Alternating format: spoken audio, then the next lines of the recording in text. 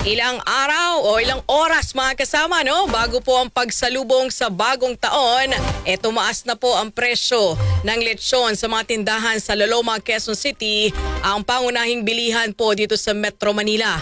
Sa panayam kay Renato Ferreros, ang may-ari po ng kilalang lechonan, hindi pa naman dumadagsa ang mga tao pero inaasahan nila ang buhos ito sa bandang hapon o hanggang gabi.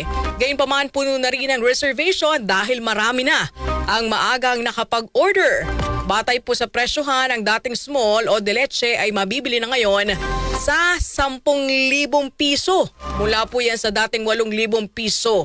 Habang ang pinakamahal o yung pinakamalaki ay 25,000 pesos. Kasabay niyan, tiniyak ni Ginoong Ferreros na ligtas sa ASF ang mga kinatay nilang baboy.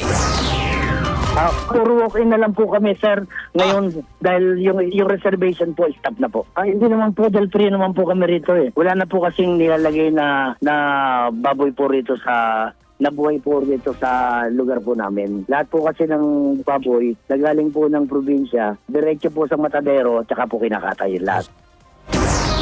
Mga kasama ang tinig ni Ginoong Renato Ferreros, ang may-ari ng Ryan Lechon, sa panayam ng DZXL RMN Manila.